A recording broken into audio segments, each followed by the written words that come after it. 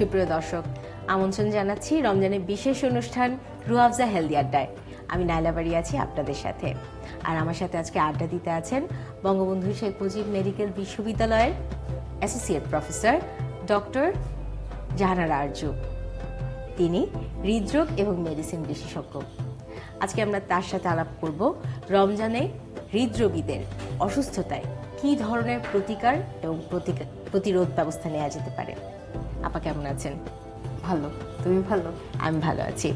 আপা, দর্শকদেরকে আপনি আপনার কথা বলুন যে হৃদরোগে রমজানের সময় কী ধরনের প্রতিরোধ ব্যবস্থা নেবে, মানে হৃদরোগীরা যারা আছেন তারা।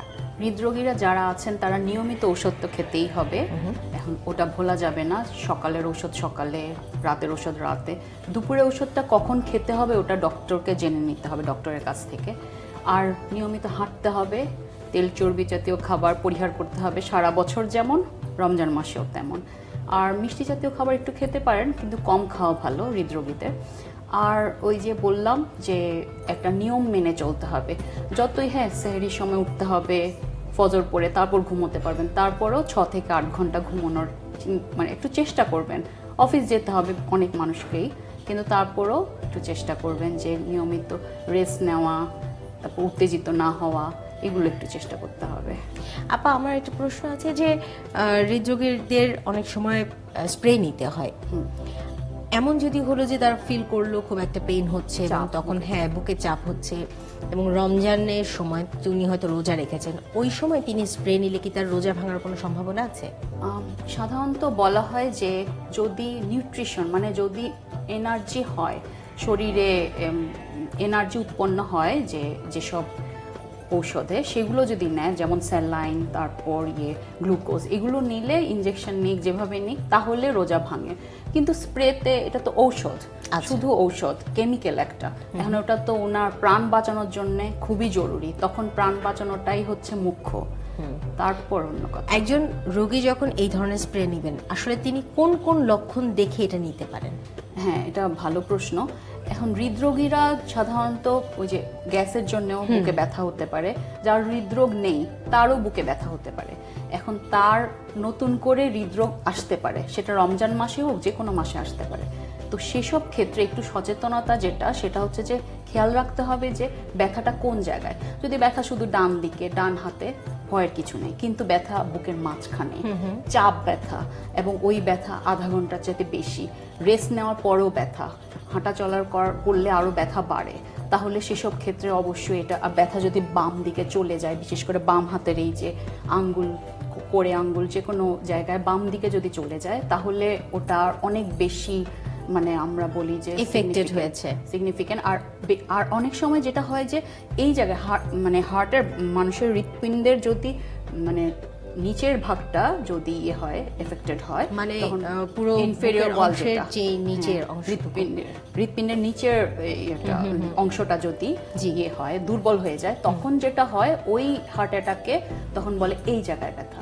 আচ্ছা, কিন্তু গ্যাস হলেও এই জায়গায় ব্যথা প্রচুর এরকম পাই, রমজান হোক যে কোনো সময়, যে অ্যান্টাসিডের বোতল খেয়ে ফেলছে কিন্তু ব্যথা কমে না, হসপিটালে যেতে যেতে রোগী মারাই যায়।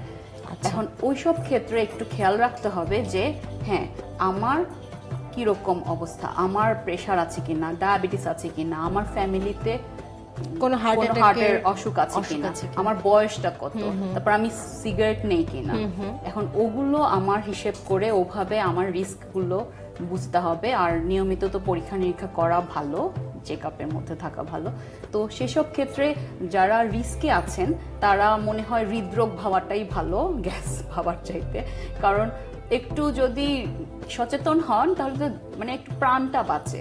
সময় মতো হসপিটালে পৌঁছে যাওয়া, এগুলো তো খুব জরুরি। আর স্প্রে যারা নেন, যাদের হৃদরোগী, তাদেরকে তো স্প্রে নিতেই হবে, সেটা এই জায়গায় ব্যথা হোক, বুকের মাঝখানে ব্যথা হোক, যেখানে হোক। রোজার সময়, মানে রোজা রাখার আগে একজন রোগীর কি ধরনের প্রস্তুতি নেওয়া উচিত?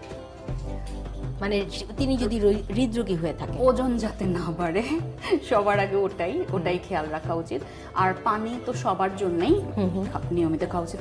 ঔষধ যাতে বাদ না যায় কোনোভাবে বাদ না যায়। আর আমি বেশি ইবাদত করলে ভালো হবে সেজন্য আমি সারা রাত জেগে থাকলাম, তারপর দিনের বেলা অফিসে দৌড় দিলাম, এরকম হলে হবে না।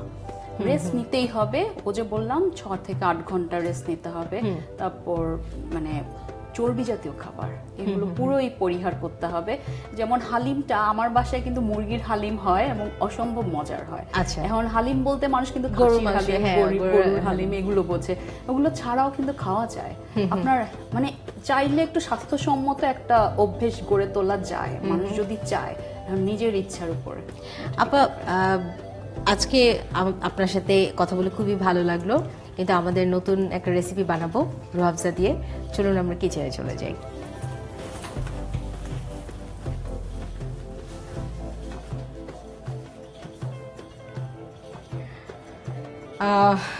আমি আমাদের টেবিলে দেখতে পাচ্ছি মজার মজার ফ্রুটস, তার সাথে ইয়োগার্ট। শুধু তাই না, রুহ আফজা তো থাকছেই। আমরা তাহলে একটা কাজ করি, আমরা ফ্রুট ক্রাশ বানিয়ে ফেলি। রুহ আফজা ফ্রুট ক্রাশ, দেখি কি করা যায়। আমরা বেস হিসেবে নিব আম।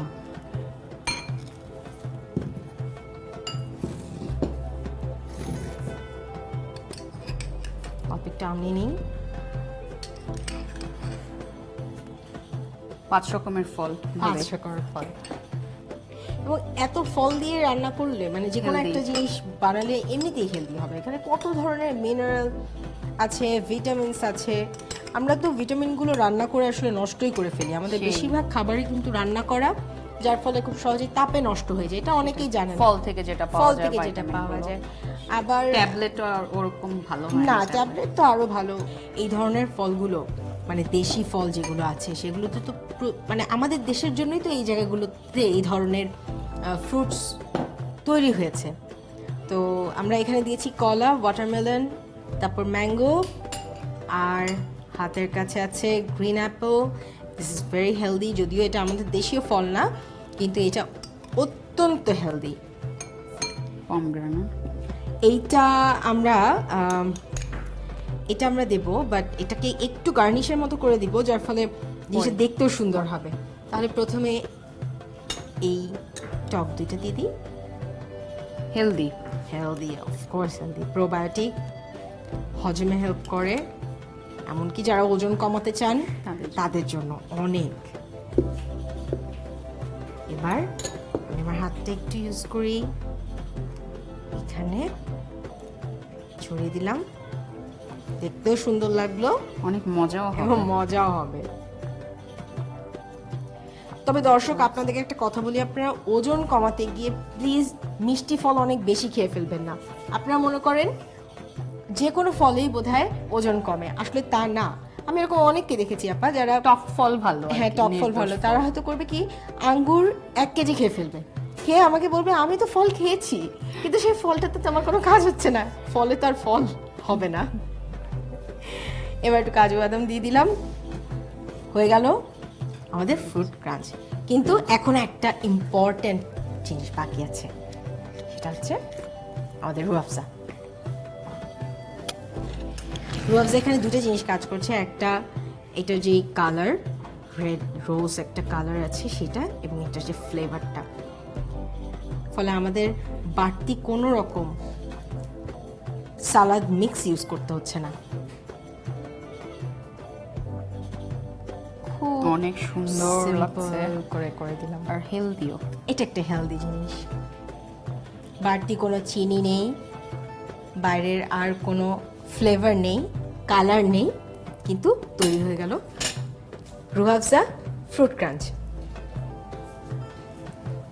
আপু, এখন আপনার কাছ থেকে আমরা বিদায় নেব। হামদাদের পক্ষ থেকে আপনার জন্য রয়েছে ছোট্ট একটি গিফট। অসংখ্য ধন্যবাদ রিতা, খুব ভালো লাগলো এই অনুষ্ঠানে এসে। Thank you. Rooh Afza healthy আড্ডায় আপনাকে পেয়ে আমরাও অনেক খুশি হয়েছি। দর্শক, নিশ্চয়ই এখন ইফতারিতে আপনারা বানাবেন এই রুহ আফজা ফ্রুট ক্রাঞ্চ। আরও যদি অনেকগুলো রেসিপি দেখতে চান তাহলে ভিজিট করুন আমাদের ওয়েবসাইট www.ruhafza.com.bd। আমাদের ফেসবুক পেজ ভিজিট করতে পারেন, হামদর্দ রুহাফজা। ভালো থাকুন, সুস্থ থাকুন, আবার দেখা হবে। আল্লাহ হাফেজ।